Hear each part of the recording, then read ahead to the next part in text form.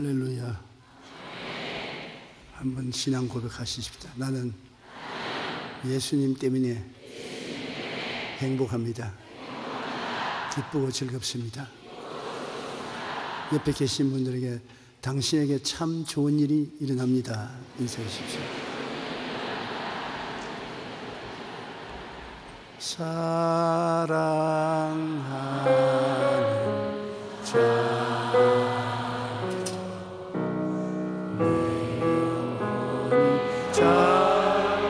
잘됨같이 내가 범사에 잘되고 가련하기를 내가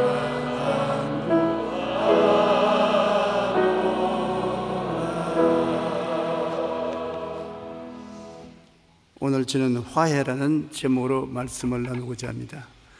인간은 아담의 반역으로 말미암아 우리를 지으신 하나님과 원수가 되어 세상에 태어납니다.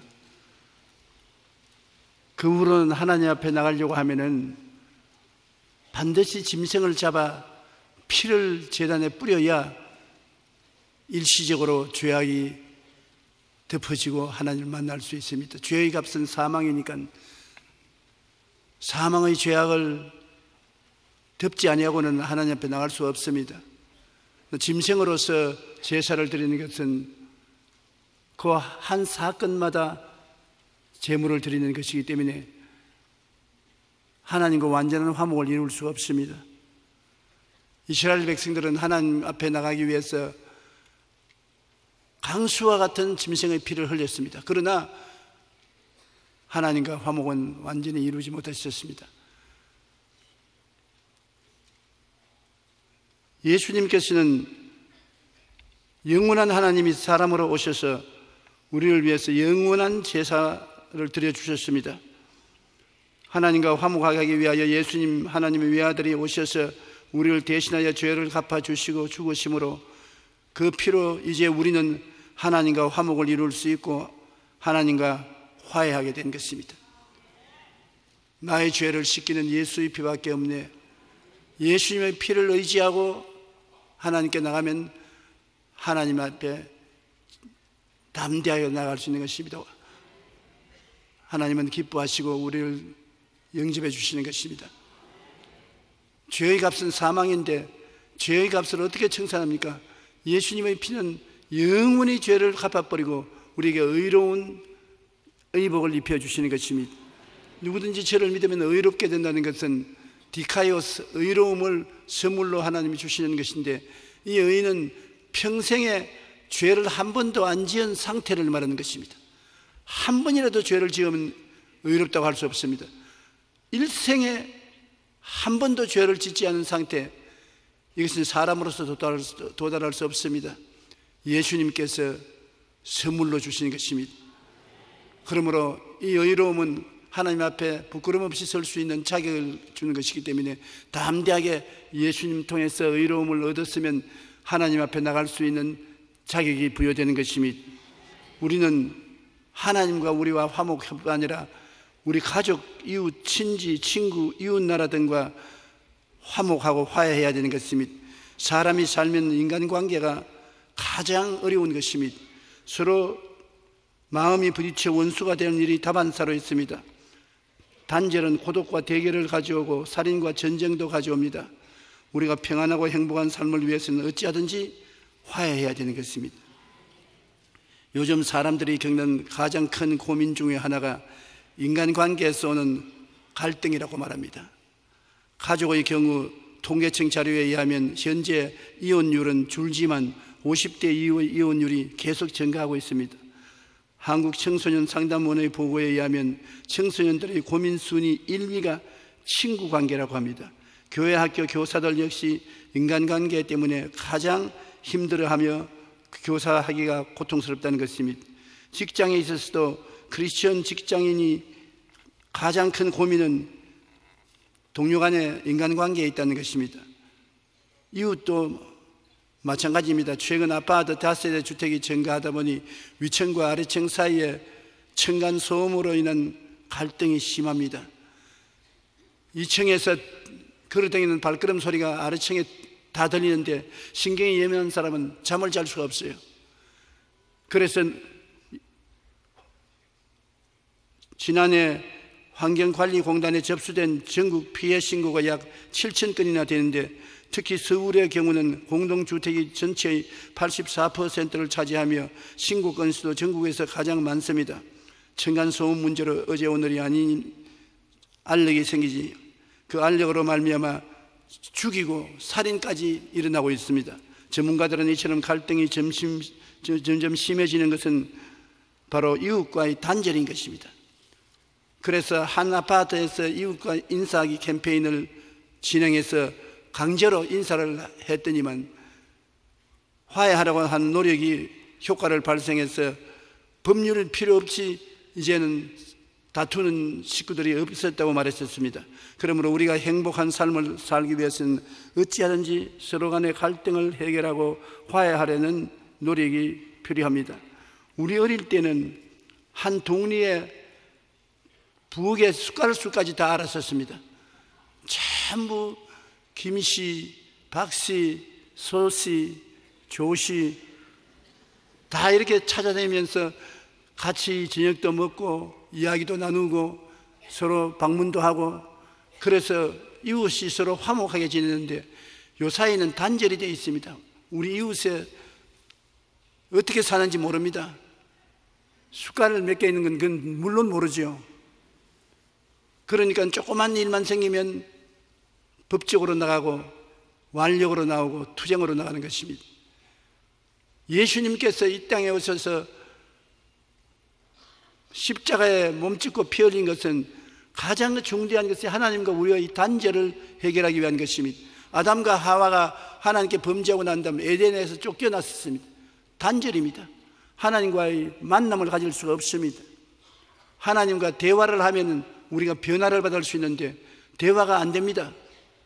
이 단절을 화해로 만들기 위해서 예수님이 십자가를 걸어진 것입니다. 죄의 담을 헐기 위해서 대가를 지불하신 것입니다.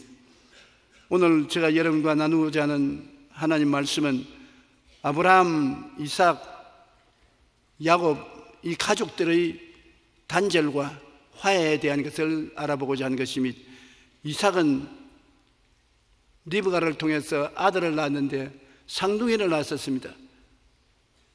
에스와 야곱이라는 쌍둥이를 낳았는데 이 쌍둥이가 자라면서 대단히 서로 경쟁하고 갈등이 심하고 싸움이 있고 야단입니다. 더구나 이스라엘 나라에서는 장자가 되면은 온 가문에 하나님이 내리는 축복을 받을 수 있습니다. 모든 것이 장자 중심으로 돌아가는 것입니다. 일단 아버지로부터 장자가 축복을 받으면 하나님께서 그 축복대로 이루어 주시는 것입니다. 그런데 에스와 야곱은 성격이 또 달랐어요.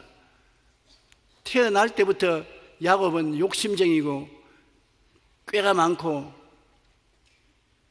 여러 가지 재주가 있어서 어머니를 많이 도와주었었습니다. 그러나 에스는 사나이답게 생겼었습니다. 물질에 별로 관심이 없고 사냥하기를 좋아하고 아버지와 가봤었습니다. 그리고 집에 오면은 아버지하고 에스하고 늘 있고 야곱은 어머니하고 늘 있었습니다. 요 사이도 딸이 있는 집안에는 아버지가 좋아하고 딸보다 더 엄마를 잘 받드는 아들도 있는 것입니다. 누구든지 부모도 자식이 잘 해주는 자식이 가까이 지나게 되고 사랑하게 되는 것입니다. 나는 가만히 생각하면 옛날에 우리 아버님, 어머님이 9 자식을 키웠는데 그때 어떻게 키웠는지 모르겠어요. 9명 중에 서로 다투어 어머니나 아버지에게 잘 보이려고 애를 쓴 적이 한두 번이 아닙니다. 지금도 저 나이가 어지간히 되었지만은 아버지, 어머니를 생각하면 아버지가 날 사랑 덜 했다, 어머니는 나를 사랑해 주셨다, 그 생각이 늘 떠오르는 것입니다. 그리고 지금도 아버지가 어떤 때는 원망스러울 때가 있고 어머니가 보고 싶을 때가 있습니다. 사람은 자기에게 가까이 해주는 사람을 좋아하는 것입니다. 에스가 야곱에 대해 가진 원한은 뿌리가 깊고 상처도 깊습니다. 왜냐하면 야곱이 하나 둘 장자의 명분을 다 빼앗아갑니다. 하버는 에스가 산에 다니면서 사냥하고 돌아오는데 배가 많이 고팠습니다. 그런데 야곱은 어머니와 함께 부엌에서 팥죽을 끓이고 있었습니다. 어머니 하는 일에 수종을 들고 팥죽과 떡을 만들고 있었는데 에스가 와서 야 동생 그 죽 한 그릇 따오. 내가 배고파 못 견디겠다. 그러면 죽 한 그릇 퍼서 주면 되는데 형을 쳐다보고 웃으면서 형 장자의 명분을 맹세를 하고 팔면 죽 한 그릇 주겠다.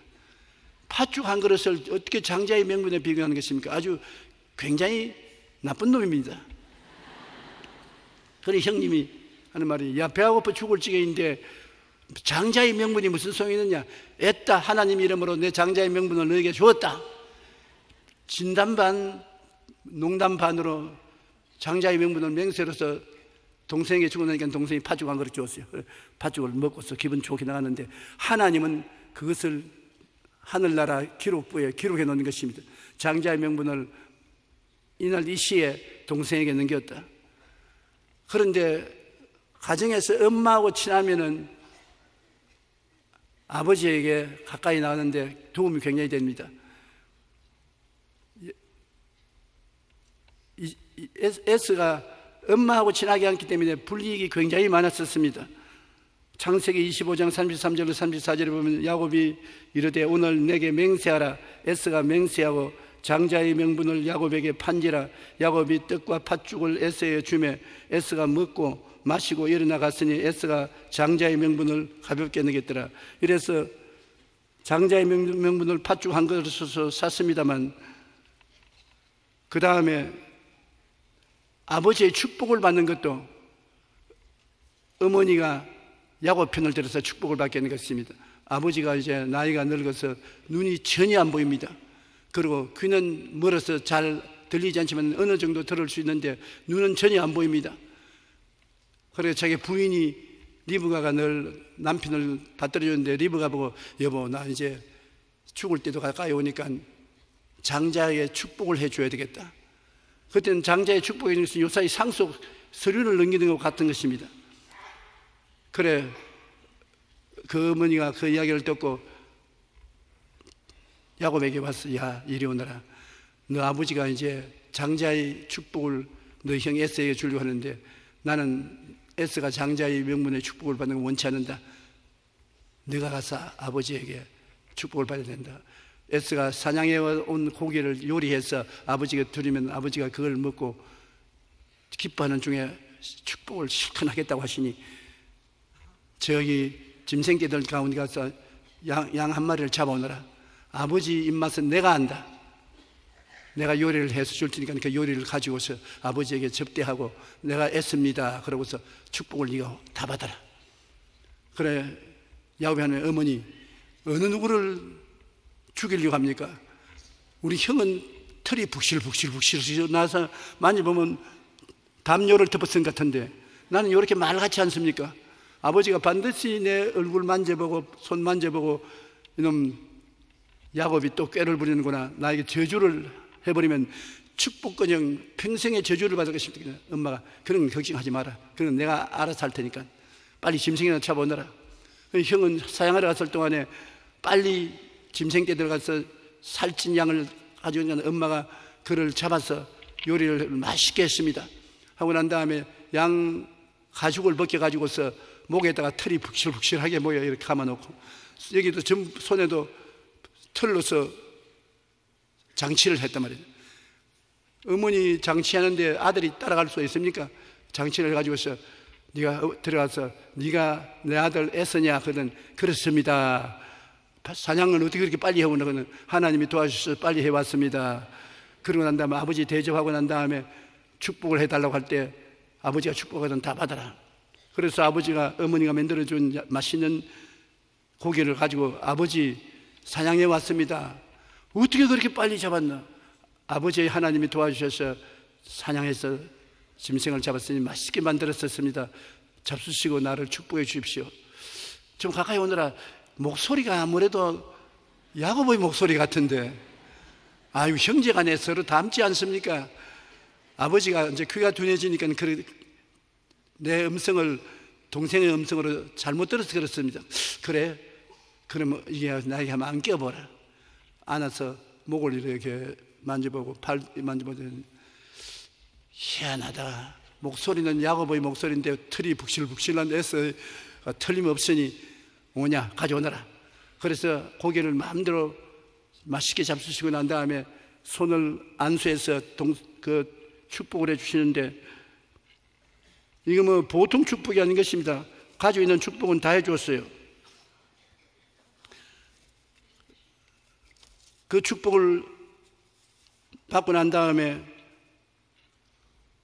그는 아버지 앞에서 물러나왔는데, 에스가 사냥을 해서 들어오니까 아버지가 벌벌 떨고, 야, 조금 전에 내게 축복을 다 받아갔는데 너가 아니었구나. 그가 땅을 치고 울면서 동생이 나를 팥주고 한 것으로 장자의 명분도 빼앗더니만 이제는 아버지 축복을, 고기를 가지고서 다 빼앗아갔으니 세상에 이럴 수가 있습니까? 아버지여, 내게도 축복을 주십시오. 동생에게만 주고 나에게 안 주면 어떻게 합니까? 아버지가, 우리 집안의 장자의 줄 명분의 축복은 내가 이미 동생에게 다 주었으니 이제 너에게 남은 것이 없다. 없을 턱이 있습니까? 좀 살펴보십시오. 여러분, 하나님은 가정에서 부모가 자식에게 축복을 하면 그 축복을 이루어지게 하는 것입니다. 말이 참 중요합니다. 자식들에게 축복을 하면 그 축복이 자식에 따라가고, 저주를 하면 저주가 따라가는 것입니다. 우리는 자녀들에게 축복을 별로 하지 않는데 많이 축복을 하십시오. 축복은 효과를 발생하는 것입니다. 말이라는 것이 굉장한 힘을 가지고 있는 것입니다. 그래서 형이 오냐, 이놈의 자식 두고 보자. 내가 가면 둘까 보냐. 아버지가 세상을 뜨고 난 날 내 칼에 넌 죽일 것이다. 내 축복을 네가 누린가 보자. 그렇게 말을 하는 것을 또 어머니가 들었어요. 리브가 듣고, 아유, 형이 동생을 죽이려고 하니 이거 안 되겠구나. 피를 한번 해야 되겠다. 그래서 야곱에게 짐을 꾸려가지고서 오라버니 친정으로 보내는 것입니다. 여러분, 요사이 형제간에 싸우는 일이 많습니다. 재산이 없으면 안 싸우는데 재산이 있으면 싸웁니다. 왜 그러냐면 형과 동생이 서로 재물을 똑같이 나누어 가지려고 하니까 경쟁이 되어서 싸우지 않습니까? 요사이 우리가 신문에 보면 우리 한국에도 재벌들 중에 가족이 안 싸우는 것이 거의 없습니다. 교회도 큰 교회마다 분쟁이 일어나는 것은 목사를 갈 때 분쟁이 생기는 것입니다. 목사를 갈 때 서로 교회가 갈라지는 것은 얼마나 많은 힘을 교회 장로들이 누릴 것이냐, 이런 것 때문에 밀고 땡기고 싸움이 일어나는 것입니다. 우리 교회는 그런 것이 없기를 예수님 이름으로 축복합니다.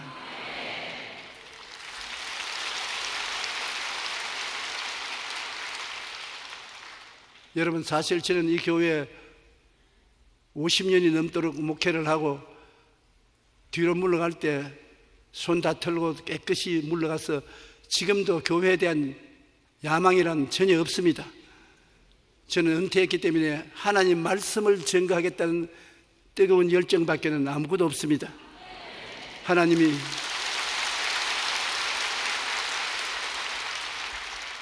당신이 원하시는 사람들을 불러서 주의 종이 되게 하셨으니 하나님 뜻이 이루어질 것이요 사람의 뜻이 이루어져서는 안 될 것입니다. 여러분께서 교회를 위해서 많이 요사이 기도해 주시는 것을 생각할 때 기쁘게 생각합니다. 이 교회는 예수님이 십자가 보혈로 값주고 산 것이고, 교회의 주인은 성령이 주인이 되어서 다스리는 것입니다. 하나님께서 우리 가운데 계시면 좋은 일이 일어날 것입니다. 야곱은 형의 축복을 다 빼앗고 난 다음에 그는 집을 떠나서 외삼촌 집으로 갔었습니다. 20년의 세월 동안 외삼촌 집에서 머슴살이를 했는데 그 20년 동안의 마음속에 형의 마음속에 일어났던 원한이 얼마나 깊어졌는지 말로 다 할 수 없습니다. 내 장자의 명분도 빼앗았지, 아버지 축복도 빼앗았지, 이제 아버지 어머니가 나이가 연노한데 연노한 부모를 돌봐주지 않고 버리고 20년이나 떠나갔지. 20년 동안 외삼촌 집에 있으면서 안부 하나 안 전해주었지. 그래서 에스는 야곱이 오면 야곱을 단칼에 목을 베려고 작정했었습니다. 그래서 400인의 군대를 키웠었습니다. 동생이 원래 꽤가 많은 놈이기 때문에 그냥 오지 않고 군대를 거느리고 올 것이라고 생각하고 형 에스는 400명의 군대를 훈련시켜서 동생 오기를 기다린 것입니다. 20년이 지나고 난 다음에 야곱은 외삼촌 집에서 이제는 같이 동거할 수 없게 되었던 것입니다. 굉장히 부자가 되어서 그 짐승떼들이 외삼촌의 짐승떼보다 많아지게 됐으니까 외삼촌의 자식들이 시기하고 외삼촌의 얼굴이 낯설게 변했습니다. 그리고 야곱이 기도하니까 하나님께서 이제 고향 산천으로 돌아가라, 하나님이 그렇게 말씀하시므로 그는 하나님 명령해 주셔서 집으로 돌아가려고 한 것입니다. 창세기 31장 2절로 3절을 보면 야곱이 라반의 안색을 본즉 자기에 대하여 전과 같지 아니하더라. 야훼께서 야곱에게 이르시되 내 조상의 땅 내 족속에게로 돌아가라, 내가 너와 함께 있으리라 하신지라. 창세기 31장 17절로 18절에 야곱이 일어나 자식들과 아내들을 낙타들에 태우고 그 모든 모은 바 모든 가축과 모든 소유물을 밧담 아람에서 모은 가축을 이끌고 가나안 땅에 있는 그 아버지 이삭에게로 가려고 출발을 했었습니다. 여기에서 축복을 야곱이 많이 받은 것도 바라봄의 법칙을 사용해서 축복을 받았었습니다. 그 할아버지 아브라함에게 들은 이야기를 그는 마음에 간직했습니다. 아브라함이 야, 하나님이 축복해 주시기 전에는 반드시 바라봄의 법칙을 사용한다. 이 가나안 땅, 아름다운 땅을 우리 가족에게 준 것도 하나님께서 내 눈을 들어 동서남북을 바라보라, 내 눈에 보이는 이 땅을 너와 내 자손에게 주니 영원하라 했으시니 너도 꼭 하나님 앞에 소문한 것을 바라보고 믿고 기도하라, 그렇게 가르쳐 주실 것입니다. 손주는 이것을 충분히 들었을 것입니다. 그래서 삼촌하고 계약할 때도 내가 삼촌 짐승을 칠 테니까 월룩돌리기는 다 옮겨버리고 순수한 색깔만 내가 치는데 순수한 색깔이 월룩돌리기 새끼를 낳으면 내 월급이 되게 하라고 외삼촌하고 계약을 맺었는데 외삼촌이 좋게 그 계약을 받아들였었습니다. 월룩돌리기를 다 사흘길 되도록 옮겨놓고 난 다음에 순수한 색깔의 짐승들만 야곱이 치는데 야곱이 산에 올라가서 단풍나무, 신풍나무, 버드나무를 꺾어와서 얼룩덜룩 끄죽을 벗겨서 야곱 양떼들이 물 마시는데 구유 앞에 세워놓고 그는 팔짱을 끼고서 양떼들이 새끼를 뵐 때마다 얼룩덜리기를 벤다고 마음속에 그려보고 하나님께 감사하고 있었는데 새끼들이 낳을 때마다 보니까 얼룩덜리기를 낳았었습니다. 그래서 부자가 된 것입니다. 하나님의 바라봄의 법칙을 통해서 부자가 된 것입니다. 성경에는 이 바라봄의 법칙을 하나님께서 이스라엘 백성들에게 철저히 사용하게 하신 것은 광야에서 불평을 말하다가 불뱀이 와서 많은 사람을 물어 죽일 때 이스라엘 백성이 모세에게 회개하고 불뱀을 멀리 해달라고 하니까 모세가 기도하니까 하나님이 불뱀을 만들어서 장대에 매달아라 했습니다. 모세가 불뱀을 장대에 매달아서 높이 다니까 그것을 바라보면 다 병에서 나을 것이다. 우습게 생각하고 무슨 장난 같은 소리 하느냐, 그런 미신 안 믿는다는 사람은 다 뱀에 물려 죽었어요. 그러나 다 죽어가는 사람도 그 뱀을 바라보는 사람은 독이 사라지고 나음을 입었었습니다. 우리 구원도 바라봄에 있는 것입니다. 니고데모가 예수님께 찾아와서 어떻게 우리가 거듭날 수 있습니까? 이 나이 많은 늙은이가 어머니 뱃속에 들어가서 또 태어나야 됩니까? 그때 예수님 말씀하기를 모세가 광야에서 뱀을 든 것 같이 인자도 들려야 하리니 누구든지 저를 믿는 자마다 멸망하지 않고 영생을 얻게 하리 하심이라.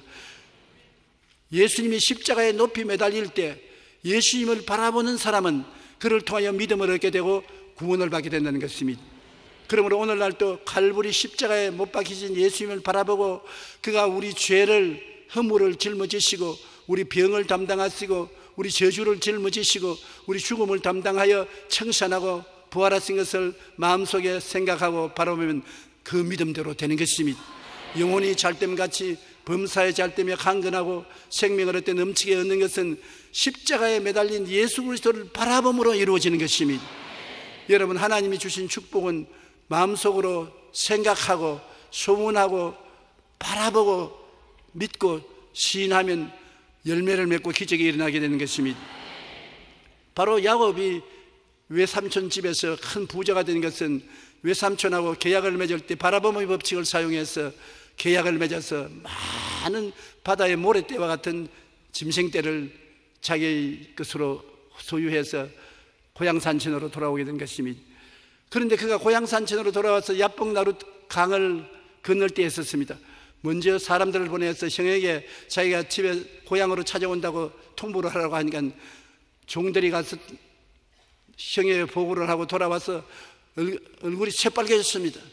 큰일 났습니다. 주인님, 형이 주인님이 돌아온다는 말을 듣자마자 정군에 비상령을 내려서 400명의 군인들이 무장을 해가지고서 형을 배반한 동생을 징계하려고 출발하는 것을 보았었습니다. 이제 우리는 다 죽었습니다. 그러니 이제는 어쩌겠습니까? 자기 군대도 없고 아무도 없고 가족들만 데리고 왔는데 이제 형이 군대를 거느리고 왔으니 죽을 수밖에 없지 않습니까? 그런데 야곱은 꾀가 많아서 보통 쉽게 죽지는 않습니다. 형과 자기 사이에 강이 가려 있는데 야복강입니다. 그 어떻게 하냐면 야복강으로 가족들을 다 옮겨 놓습니다. 자기의 처자들을 다 옮겨 놓고 잠신들도 다 옮겨 놓고 난 다음 자기는 강 이쪽 편에 쪼그리고 앉았습니다. 자기 부인과 애들이 아빠 왜 안 오냐? 건너오세요. 건너오세요. 아니, 난 여기 할 일이 많다. 너희들이 먼저 거기 있어라. 야곱의 생각은 어떤 생각이냐면 정말 형이 나를 죽이려고 생각한다면 처자를 칼로 칠 것이라. 그리고 내 소유를 칼로서 빼앗을 것이라. 그러면 나는 아직까지 젊으니까 2다리 이용해서 36개를 놓는다는 것입니다. 도망친다는 것입니다. 자기만 살면 되지 처자들은 다 죽어도 괜찮다는 아주 약삭 빠른 사람이었습니다.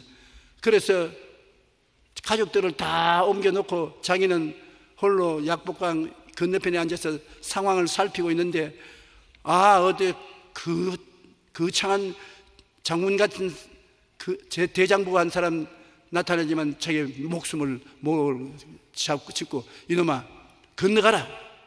왜 건너가요? 처자들과 같이 가야지. 처자는 죽이고 니만 살려느냐? 너를 믿고 따라온 저 목동들도 살려야지. 니만 살겠냐? 물러가라. 그들을 따라가라. 그 야곱은 죽어도 안 갑니다. 내가 살아야지 뭐 내가 왜 저들하고 같이 죽어요? 참 몰인정한 사람입니다. 그런 사람을 남편으로 섬기면 그 부인들은 참 불쌍한 사람입니다. 죽으면 같이 죽어야지. 자기만 살고 가족들은 다 죽어도 좋다고 하면 안 되지요. 창세기 32장 6절에 보면 사자들이 야곱에게 돌아와 이르되 우리가 주인의 형 에서에게서 이른즉 그가 400명을 거느리고 주인을 만나려 오되이다. 형은 20년의 원한이 마음속에 상처를 입혔는데 그 원한을 풀 기회가 왔습니다. 그 다음 더구나 어머니 아버지가 세상을 떴습니다. 어머니와 아버지가 있으면 형제간에 피투성이의 살상이 벌어지지 않게 하겠는데 형제의 복수전을 막고 중재해 줄 부모님이 이제는 계시지 않습니다. 천사가 요구하는 요구가 야곱에게는 너무나 가당치 않습니다. 책임 있는 인간으로 가족들을 책임지라고 했는데 그럼 책임 안 지겠다고 말해요. 그리고 형에게 회개를 해라. 네가 잘못했지 않느냐? 그래 잘못했다고 회개를 하면 형이 용서해 줄 줄 모르니까 회개하라. 내가 왜 회개해요? 나는 잘못한 건 없습니다. 팥죽도 지가 먹고 장작 먹으면 지 손으로 내가 주었죠. 내가 잘못한 건 무엇입니까? 나는 회개할 것 없습니다. 그러나 형께 항복해라. 항복해야 살지 항복 안 하면 못 산다. 아니 내가 항복할 이유가 없습니다. 난 내대로 삽니다. 책임을 주님께 맡겨라. 주님께 의지하면 주님이 맡아줄 터이니 주님께 맡기라. 이런 것을 가지고 어떻게 주님께 맡깁니까? 내가 문제를 해결하기 위해서 내가 싸우겠습니다. 그러니까 밤새도록 천사가 가라 하고 야곱은 안 가겠다 하고 그래서 씨름을 하는 것입니다. 여러분, 우리는 오늘날 하나님의 뜻을 받들지 않으려고 할 때 씨름을 하는 것이 아니라 기도할 때 고집을 부르고 기도하겠지만은 야곱은 실제 하나님의 사자와 씨름을 했습니다. 이제 해가 떠오를 때가 되어서 결판이 벌어질 시간이 가까이 왔는데 야곱이 이 천사를 잡고서 안 놓아주는 것입니다. 당신이 하나님의 사자로서 왔으면 나에게 축복을 해줄 일이지 그냥은 못 간다. 아니, 내가 제시한 조건을 네가 받아들여야 내가 보내주지 조건을 왜 안 받아주지 않으니까 나는 내 중심으로 살겠으니 나를 축복해 달라고. 그러니까 에라 이놈아 어디 맞아봐라고 손을 들어서 환두뼈를 탁 치니까 우지끈하더니만 그만 허리를 다쳐서 쩔름바리가 됐었습니다. 일어나 보니 자빠지고 일어나 보니 자빠집니다. 아이고, 나는 그러면 이제 어떻게 됐습니까? 이젠 달아나지도 못하겠으니까 네 이름이 뭐냐? 야곱입니다. 사기꾼입니다. 그러면 이제 이스라엘이라고 이름을 바꿔서 불러라. 이스라엘이라는 하나님과 씨름해서 이긴 자라는 것입니다. 여러분, 하나님과 씨름해서는 지면 이기고 이기면 집니다. 하나님께 지면 하나님은 축복을 해주시니까 이긴 자가 되고, 하나님을 불순종해서 사람이 이기면 하나님이 축복 안 해주기 때문에 지게 되는 것입니다. 이름을 바꾸는 것은 성경에 운명을 바꿀 때 준 한 전통인 것입니다. 여러분, 아브라함에서 많은 민족의 조상인 아브라함, 살에서 사라로 많은 여주인으로 이름을 바꾸고 난 다음에 하나님이 축복을 해 주셨습니다. 우리가 이름은 쉽게 의미 없이 짓는다고 생각하지만 이름은 평소에 많이 부르고 늘 적지 않습니까? 그러므로 입술의 고백이 이름을 통해서 나타나므로 이름 잘 지어야 되는 것입니다. 최개똥. 세상에 이름을 개똥으로 지어가지고서 늘 개똥합니다. 그러면 개똥 같은 인생이 되고 말아요. 전번에 일본에 화산이 터져서 큰 불행이 다가왔을 때 우리 한국 사람이 일본에 많이 도우러 건너갔었습니다. 그 중에 출입국 가기 위해서 한국으로 돌려보낸 사람이 있는데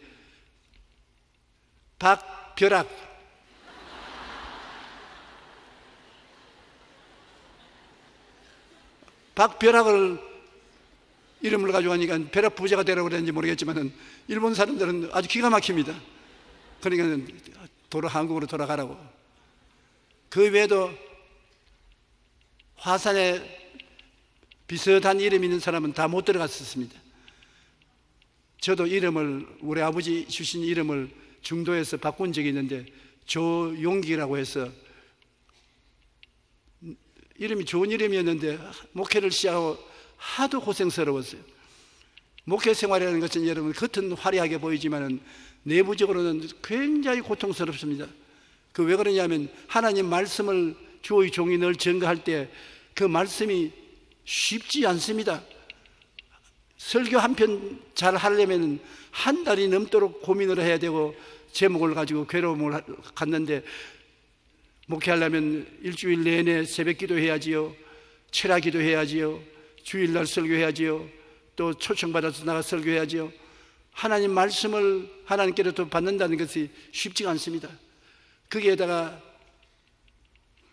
성도들의 고통을 내 고통으로 같이 걸머쥐고 같이 울고 웃고 해야 되기 때문에 그 고통도 심하고 괴롭습니다. 굉장히 스트레스에 걸리는 것입니다. 그러므로 하도 저도 목회를 하다가 괴로워서 이름이 나빠서 그런가 보다. 그래서 이름이 좀 성공한 이름을 달면은 쉽게 목회하려나 모르겠다 싶어서 내 이름을 사도 바울 이름을 빼앗았습니다. 조 바울이라고 이름을 바꿔왔어요. 그래가 바울을 하니까 더 많은 고통이 다가와요. 바울이 해외 선교를 나가서 안 죽을 만큼 고통을 당하고 나중에는 사형 선고를 받은 것 같이 연되겠다고 할 정도로 고통을 당했다는데, 아니 나도 너무 고통스러웠어. 이름이 또 잘못되는 것이 없어. 또 이름을 바꿔야 되겠다고 또 다윗으로 바꿨었습니다. 다윗으로 바꾸니까 환란이 없어지는 줄 알았는데 또 다윗 형태의 집안 환란이 너무나 많아요. 우리 교회 자체 내 시련도 많고, 그래서 최근에는 하나님 앞에 기도할 때 하나님 돌아가게 해 주시옵소서. 내가 그렇게 많은데 내 스스로도 너무 늦었다. 이제는 이름 바꿀 필요도 없게 되지 않느냐 그렇게 말합니다만, 여러분 입으로 시인하는 것이 굉장히 중요하다는 것을 잊지 마시기 바랍니다. 긍정적이고 적극적이고 창조적인 생각을 입술로 고백하는 것은 여러분 운명과 환경을 만들어가는 것입니다. 내 입의 말로 내가 묶였으며 내 입의 말로 내가 사로잡힌 바 되었다고 했으므로 입의 말이 여러분의 미래를 만들어간다는 것을 잊지 마시기 바랍니다. 그러므로 꼭 저주의 말은 하지 말고 축복의 말을 하고, 패하고 망하는 말은 하지 말고 성하고 발전하는 말을 사용하게 되시기를 주님 이름으로 축복합니다. 잠언서 3장 5절로 6절에 너는 마음을 다하여 야훼를 신뢰하고 내 명철을 의지하지 말라. 너는 범사의 그를 인정하라. 그리하면 내 길을 지도하시리라. 아주 야곱이 어려울 때 천사를 만났는데 천사에게 모든 것을 맡겼으면 될 것인데 자꾸 자기 고집만 부르니까 천사가 환두뼈를 쳐서 부러졌었습니다. 그러면 야곱이 이제는 도망칠 수가 없습니다. 형의 400인의 군대가 와서 처자들을 다 죽이고 자기를 찾아올 때 두 다리가 성하면 도망칠 수 있는데 이제는 쫄른바리가 되어서 도망을 못 치니까 그가 변화받기 시작한 것입니다. 여러분, 우리가 하나님의 성령의 은혜를 받고 변화되지 아니하고 하나님의 뜻을 거부하면 환경적인 징계가 내려와서 우리를 순종하게 만들어주는 것입니다. 야곱은 쫄른바리가 안 됐으면 절대로 형 앞에 거꾸러지지 않습니다. 쫄른바리가 되었으니 형 앞에 거꾸러지기 시작한 것입니다. 천사와 씨름해서 이길 것 같았으나 결코 쫄른바리가 되고 난 다음에는 그가 항복하지 않을 수 없었습니다. 창세기 32장 24절로 25절을 보면 야곱은 홀로 남았더니 어떤 사람이 날이 새도록 야곱과 씨름하다가 자기가 야곱을 이기지 못함을 보고 그가 야곱의 허벅지 관절을 치매 야곱의 허벅지 관절이 그 사람과 씨름할 때 어긋났더라. 이기주의적인 자기 중심의 삶을 안겨 떨어졌으나 다리에 상처를 입고 쫄른바리가 되니까 이제는 자기 인생을 자기 마음대로 할 수 없다는 것을 알고 그가 깨어졌습니다. 야곱 이름을 이스마엘로 바꾼 것입니다. 쫄른바리가 된 야곱은 최악의 상태입니다. 이제는 변화를 받을 것이냐, 그렇지만 자기 뜻대로 하다가 죽을 것이냐, 둘 중 하나입니다. 야곱으로 남아있다가 죽을 것이냐, 이스라엘이 되어서 변화를 받아 살 것이냐, 변화될 것이냐, 고집을 부리다가 죽을 것이냐, 둘 중에 하나를 택해야 되는 것입니다. 여러분, 하나님께서 우리에게 시련을 보내고 징계를 때릴 때 변화받으면 하나님의 축복을 누릴 수 있고, 변화를 받지 않으면 그것으로서 고통을 당하고 파멸당할 수가 있는 것입니다. 하나님은 둘 중에 하나를 택하기를 원하시는 것입니다. 창세기 32장 26절로 28절에 보면 그가 이르되 날이 세려하니 나로 가게 하라. 야곱이 이르되 당신이 내게 축복하지 아니하면 가게 하지 아니하겠나이다. 그 사람이 그에게 이르되 내 이름이 무엇이냐? 그가 이르되 야곱이니이다. 그가 이르되 내 이름을 다시는 야곱이라 부를 것이 아니요 이스라엘이라 부를 것이니 이는 내가 하나님과 및 사람들과 겨누어 이겼음이라. 하나님 앞에 지는 것이 이기는 것이 되는 것입니다. 창세기 32장 29절로 32절에 보면 야곱이 청하여 이르되 당신의 이름을 알려주소서. 그 사람이 이르되 어찌하여 내 이름을 묻느냐고 거기서 야곱에게 축복한지라. 그러므로 야곱이 그곳 이름을 브니엘이라 하였으니 그가 이르기를 내가 하나님과 대면하여 보았으나 내 생명이 보존되었다 함이라. 그가 브니엘을 지날 때 해가 돋았고 그의 허벅다리로 말미암아 절었더라. 야곱이 쫄른바리가 된 그 인생에 큰 변화가 다가왔는데 그 쫄른바리를 통해서 주인의식이 달라지는 것입니다. 전에까지는 내가 내 주인이다, 주인이니까 내 마음대로 한다. 그러나 쫄른바리가 되고 난 다음에 이제는 나의 주인은 하나님이시다. 하나님이 나의 주인으로 하나님 시킨 대로 한다. 거대한 변화가 다가온 것입니다. 우리도 여러분, 우리가 살아갈 동안에 내가 주인이면 모든 책임을 내가 걸머져야 되는 것입니다. 내가 나의 인생의 주인이면 내 짐을 내가 걸머져야 되고, 내 문제를 내가 해결해야 되고, 내가 갈 길을 스스로 정해야 되는데, 하나님이 나의 주인이 되시면 모든 짐은 하나님이 맡아주시옵시고, 모든 문제는 하나님이 책임져 주시고, 모든 길은 하나님이 열어주시는 것입니다. 그러므로 우리가 예수를 믿을 때 주님을 우리 주인으로 삼느냐, 내가 내 주인으로 삼느냐, 마음의 결정을 해야 되는 것입니다. 예수님은 수고하고 무거운 짐진 자들은 다 내게로 오라, 내가 너희를 쉬게 하리라. 우리가 주님께 내어 맡기면 주님이 책임을 지고 우리를 쉬게 만들어주는 것입니다. 그러므로 십자가에 못 박혀 몸짓고 피 흘린 것은 예수님이 자신의 죄 때문에 그런 것 아닙니다. 자신에게 의지하고 돌아오는 사람들을 대신해서 십자가에 못 박혀 고난당한 것입니다. 예수님을 나의 주인으로 모시면 나의 죄, 나의 불의, 나의 질병, 나의 저주, 나의 절망, 나의 죽음을 예수님이 책임지고 십자가에서 청산해 주신 것입니다.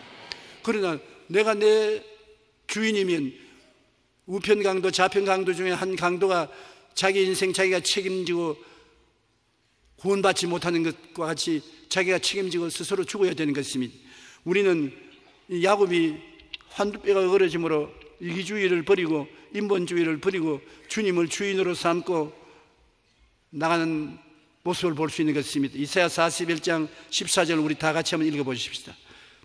버러지 같은 너 야곱아, 너 이스라엘 사람들아, 두려워하지 말라. 나 야훼가 말하니 내가 너를 도울 것이라. 내 구속자는 이스라엘의 거룩한 이이니라. 야곱이 꾀가 많은 여우 같은 사람이었는데 환두뼈가 얼어지자 버러지같이 된 것입니다. 군번이같이 꿈틀꿈틀, 자기 힘으로 아무것도 할 수 없어요. 그래서 성경에 보십시오. 야곱이 환두뼈가 얼어지고 난 다음에 꽤 많은 꾀바리가 버러지가 된 것입니다. 너 버러지 같은 야곱아, 이스라엘 사람들아, 두려워하지 말라. 이제는 버러지는 자기가 스스로를 도울 수 없으니까 내가 너를 도와주마. 하나님이 야곱을 도와주기 시작하는 것입니다. 여러분, 우리가 하나님 앞에 깨어져서 버러지가 되면은 하나님이 우리를 책임져 주시는 것입니다. 살아서 팔딱팔딱 뛰고 하나님께 저항하고 고집을 부리면 자기가 자기 운명 책임져야 되기 때문에 온갖 시련과 고난을 다 덮어쓰고 망하게 되는 것입니다. 우리는 하나님 앞에서 버러지가 되면 하나님이 우리 대신해서 짐을 짊어져 주시고 문제를 해결하시고 삼아 주시는 것입니다. 이사야 55장 7절에 악인은 그의 길을 불의한 자는 그의 생각을 버리고 야훼께로 돌아오라. 그리하면 그가 긍휼히 여기시리라. 우리 하나님께로 돌아오라. 그가 너그럽게 용서하시리라. 여러분 중심으로 살고 하나님께 불순종한 삶을 살았다면 오늘 이 시간에 야곱처럼 회개하고 주님께 무릎을 꿇으시기 바랍니다. 하나님 아버지여, 나의 모든 짐을 맡아주시고 나의 문제를 맡아주시옵시고 나의 갈 길을 인도해 주시옵소서. 나는 하나님만 섬기는 종입니다. 하나님이 나의 주인이 되어 주시옵소서. 그렇게 하면 하나님께서는 여러분에게 내가 다 이룰 테이니 너는 나에게 맡기고 의지하고 따라오라, 그렇게 말씀하시는 것입니다. 여러분이 하나님을 주인으로 삼고 난 다음 하나님께서 하나님 내가 할 일이 무엇입니까? 물어보십시오. 하나님이 내가 주인이니까 너희 일을 내가 다 맡아서 한다. 너는 할 일이 없다. 너는 그저 나를 믿고 순종하고 따라오라, 그렇게 말씀하실 것입니다. 하나님께 다 맡겨놓으면 여러분 할 일이 없어요. 주님께서 십자가에 못 박혀 우리 구원의 고통을 다 당해놨으니 여러분 십자가에 매달릴 일이 없습니다. 주님 혼자 달렸으니 고통스럽지요. 나도 좀 함께 달리게 해주십시오. 뭐하러 가시겠습니까? 내가 다 짊어지고 달렸으니 네 할 일은 없다. 너는 그저 나를 바라보고 믿고 따라만 오너라, 그렇게 말씀하실 것입니다. 오늘날 예수 믿고 참으로 마음의 평안을 가지는 것은 예수님을 주인으로 삼으면 예수님이 우리 짐을 대신 짊어지기 때문에 우리가 질 짐이 없어지고 마는 것입니다. 우리의 짐을 예수님이 다 짊어졌는데 어디에 우리가 짊어집니까? 그리고 우리는 예수님을 믿고 감사하고 따라가면 주님이 다 이루어서 유익이 되게 만들어 주시는 것입니다. 여기에 야곱은 주님을 주인으로 삼게 되고 모든 짐을 맡기니까 이제 자기가 할 일은 믿고 따라가는 것밖에 없습니다. 그는 마음이 온유하고 겸손하게 되었습니다. 따뜻하고 순종하며 교만을 버리고 낮아졌습니다. 야복 나루터를 건너가서 당장 가족들을 앞에 자기가 섰습니다. 아버지 어떻게 건너왔습니까? 애들이 한번 물었을 것입니다. 내가 달라졌다. 이제는 내가 제일 앞에 서서 에스를 만들어 갈 테니까 내 뒤에 따라오너라. 그리고 에스가 군대를 거느리고 뛰어오는데 앞서 뛰어나가가지고서 7번 엎드려 절을 하면서 갔다 있는 것입니다. 그 당시에 이 7번 절한다는 것은 종이 되겠다는 항복 문서를 말하는 것입니다. 사람이 원수 앞에 7번 무릎을 꿇어서 절을 하면 내가 종입니다, 처분대로 해 주십시오, 그렇게 자기를 종으로 맡기는 형식인 것입니다. 자기의 짐승 중에 좋은 것으로 선물을 꾸러미를 만들어서 형에게 보냈고 형을 진심으로 존경한다고 했었습니다. 창세기 33장 3절로 4절에 자기는 그들 앞에서 나아가되 몸을 7번 땅에 굽히며 그의 형 에서에게 가까이 가니 에서가 달려와서 그를 맞이하여 안고 목을 어긋맞추어 그와 입맞추고 서로 우니라. 하나님이 변화시키지 않고는 사람이 변화되지 않는 것이 20년 동안 원한을 품고 있던 형이 에서가 동생을 보고 난 다음에 7번 절을 하고 오는데 쩔뚝쩔뚝하고 오니까 이건 칼 한 번 써볼 필요도 없단 말입니다. 완전히 쩔뚝발이가 되어서 7번 절을 하고 형의 선물을 가지고 찾아오는 것을 볼 때 그 마음이, 측은한 마음이 생겨서 성령의 역사에서 형이 동생의 목을 어긋내고 울었었습니다. 눈물은 뼈에서 나오는데 그 원한을 하나님이 얼마나 순식간에 변화시켰던지 동정으로, 측은한 마음으로 변해서 동생을 껴안고 울었다. 이게 화해가 이렇게 되어야 화해가 되는 것입니다. 조건을 세워서 서로 밀고 당기는 것이 화해가 되는 것이 아니라 측은히 느끼고 깨어져서 눈물을 흘리면 화해가 되는 것입니다. 오늘날 우리도 남북 간에 이렇게 헤어져 있는데 남북 간에 언제고 화해할 날이 다가와야 되는 것입니다. 남북 간에 화해할 수 있는 길을 열 수 있는 것은 교회입니다. 교회가 하나님께 기도하고 야곱처럼 우리가 스스로 낮아져서 형제를 끌어안고 사랑하게 될 때 하나님께서 북한의 동포들의 마음을 변화시켜 줘야 되는 것입니다. 하나님이 변화시켜 줘야지 사람의 힘으로 안 되는 것입니다. 이는 힘으로도 되지 않고 능으로도 되지 않고 나의 신으로 말미암아 되느니라고. 하나님이 변화시키면 변화 못 될 리가 없는 것입니다. 그런데 하나님은 우리가 변화되어야 상대방을 변화시키는 것입니다. 나는 변화 안 되고 상대방만 변화되라고 하면 상대방이 변화되지 않는 것입니다.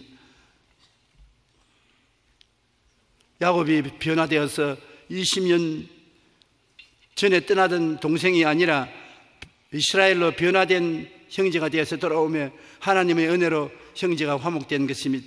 창세기 33장 10절로 12절에 야곱이 이르되 그렇지 아니이다. 내가 형님 눈앞에서 은혜를 입어 싸우면 청하건대 내 손에서 이 예물을 받으소서.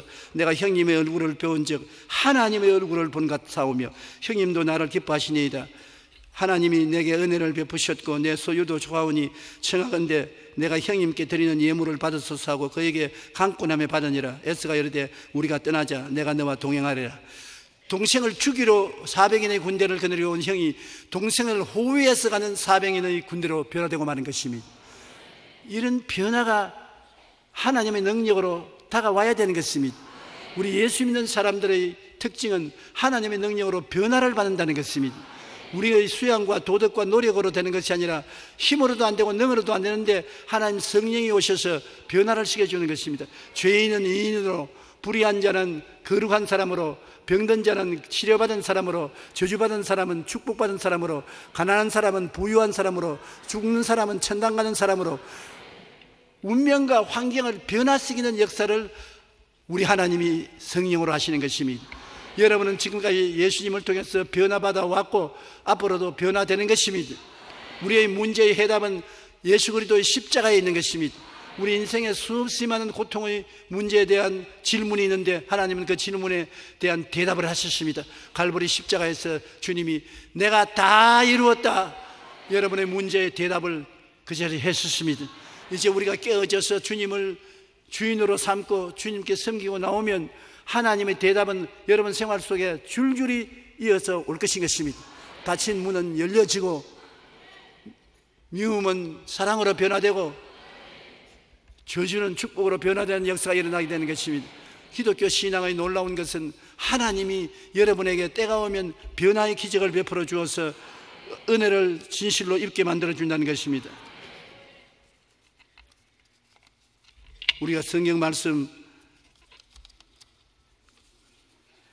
고린도후서 5장 18절로 21절에 보면 하나님께서 그리스도를 통해서 우리를 하나님과 화목하게 해주신 장면이 나옵니다. 고린도후서 5장 18절로 21절에 모든 것이 하나님께로 났으며 그가 그리스도로 말미암아 우리를 자기와 화목하게 하시고 또 우리에게 화목케 하는 직분을 주셨으니 곧 하나님께서 그리스도 안에 계시사 세상을 자기와 화목하게 하시며 그들의 죄를 그들에게 돌리지 아니하시고 화목케 하는 말씀을 우리에게 부탁하였느니라. 그러므로 우리가 그리스도를 대신하여 사신이 되어 하나님이 우리를 통하여 너희를 권면하신 것 같이 그리스도를 대신하여 간청하노니 너희는 하나님과 화목하라.